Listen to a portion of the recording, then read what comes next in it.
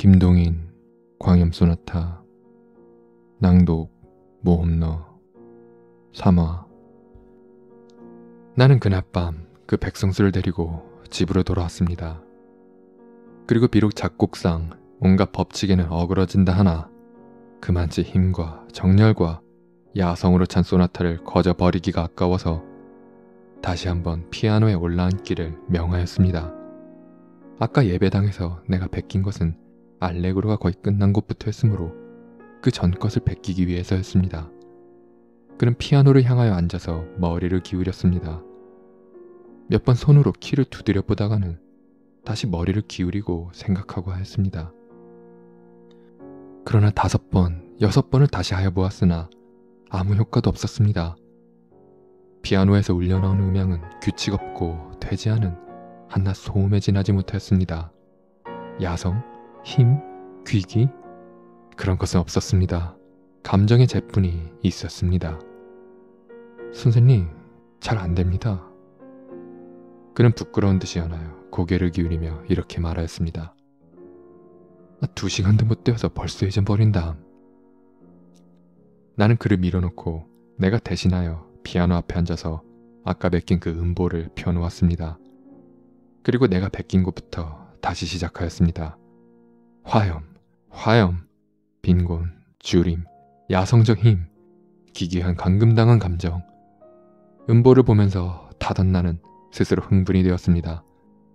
미상볼 그때는 내 눈을 미친 사람같이 번득였으며 얼굴은 흥분으로 새빨갛게 되었을 것이었습니다. 즉 그때 그가 갑자기 달려들더니 나를 떠밀쳐버렸습니다. 그리고 자기가 대신하여 앉았습니다. 의자에서 떨어진 나는 너무 흥분되어 다시 일어날 힘도 없이 그 자리에 앉은 대로 그의 양을 쳐다보았습니다. 그는 나를 밀쳐버린 다음에 그 음보를 들고서 읽기 시작하였습니다.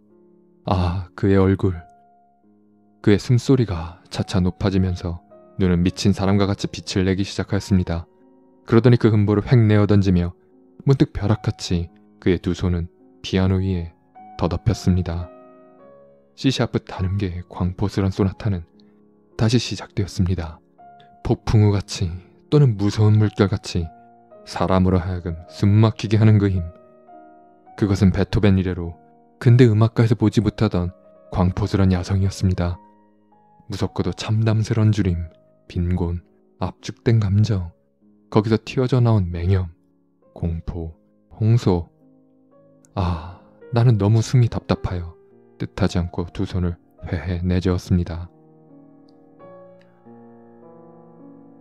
그날 밤이 새도록 그는 흥분이 되어서 자기의 과거를 일일이 다 이야기하였습니다. 그 이야기에 의지하면 대략 그의 경력이 이러하였습니다. 그의 어머니는 그를 뵌 뒤에 곧 자기의 친정에서 쫓겨나왔습니다. 그때부터 그의 가난함은 시작되었습니다. 그러나 교양이 있고 어진 그의 어머니는 분파리를 할지언정 성수는 곱게 길렀습니다. 변변치는 않으나마 오르간 하나를 준비하여 두고 그가 잠자릴 때에는 슈베르트의 자장가로서 그의 잠을 도왔으며 아침에 깰 때는 하루 종일 유쾌히 지내게 하기 위하여 도랜드의 세컨드 왈츠로서 그의 원기를 돋우었습니다. 그는 3살 났을 적에 어머님의 품에 안겨서 오르간을 장난하여 보았습니다. 이 오르간을 장난하는 것을 본 어머니는 근근히 돈을 모아서 그가 6살 나는 해에 피아노를 하나 샀습니다. 아침에는 새소리, 바람에 버석거리는 포플러잎, 어머니의 사랑, 부엌에서 국 끓는 소리. 이러한 모든 것이 이 소년에게는 신비스럽고도 다정스러워 그는 피아노에 향하여 앉아서 생각나는 대로 키를 두드리고 하였습니다. 이러한 가운데 고2, 소악과 중악도 마치었습니다. 그러는 동안에 음악에 대한 동경은 그의 가슴에 터질듯이 쌓였습니다. 중학을 졸업한 뒤에는 인젠 어머니를 위하여 그는 학업을 중지하지 않을 수가 없었습니다. 그는 어떤 공장에 직공이 되었습니다. 그러나 어진 어머니의 교육 아래서 길러난 그는 비록 직공은 되었다 하나 아주 올량한 사람이었습니다.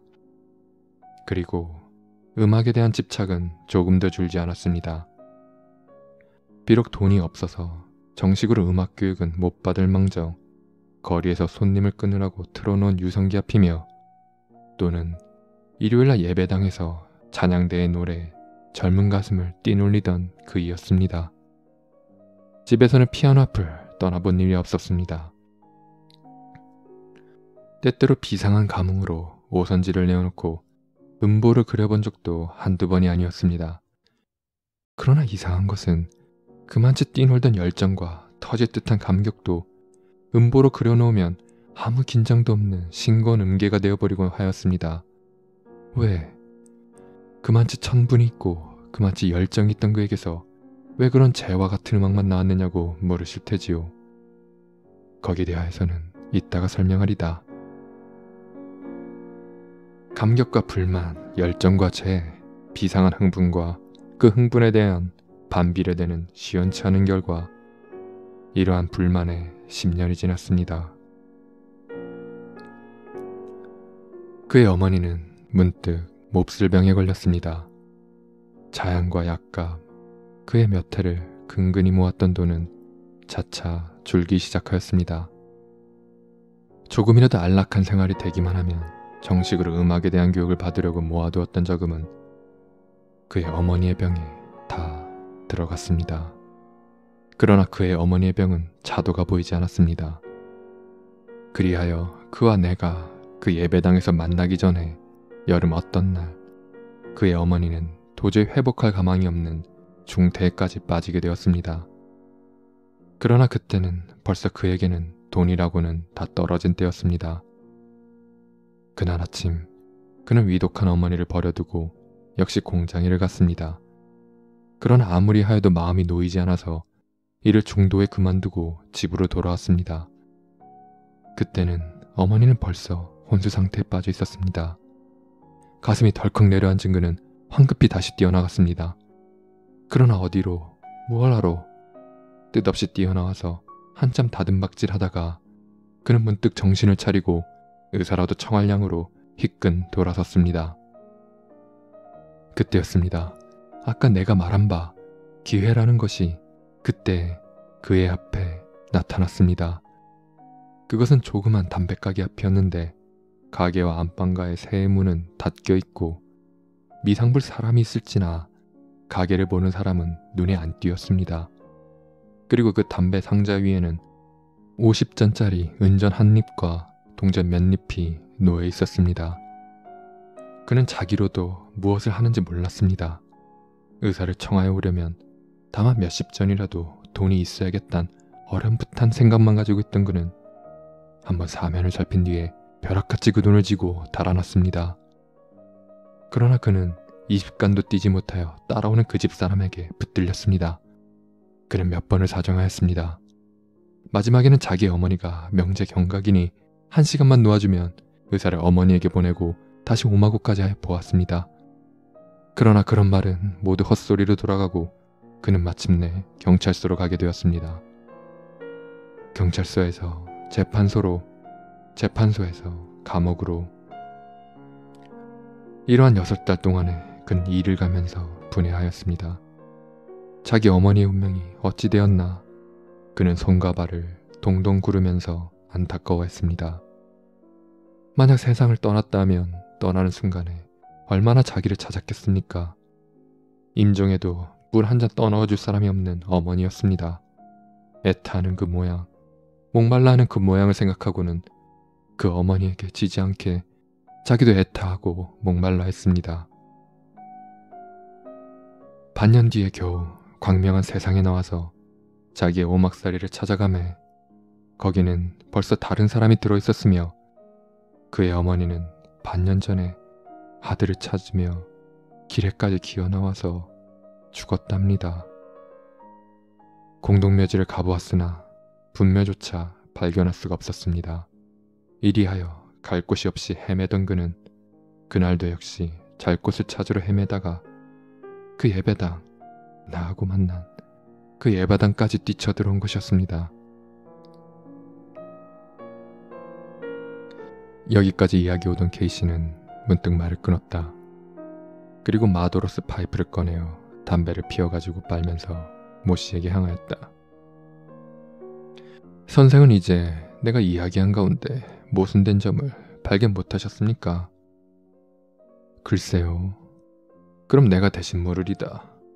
백성수는 그만치 천분이 많은 음악가였었는데 왜 그 광염 소나타, 그날 밤의 소나타를 광염 소나타라고 그랬습니다. 왜 그 광염 소나타를 짓기 전에는 그만치 흥분되고 긴장되었다가도 일단 음보로 만들어 놓으면 아주 힘없는 것이 되어버리고 했겠습니까?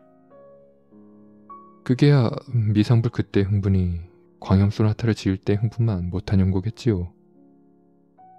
그렇게 해석하세요? 듣고 보니 그것은 한 해석이 되기는 합니다. 그러나 나는 그렇게 해석 안 하는데요. 그럼 케이씨는 어떻게 해석하십니까? 아니, 내 해석을 말하는 것보다 그 백성수한테서 내게로 온 편지가 한 장 있는데 그것을 보여드리리다.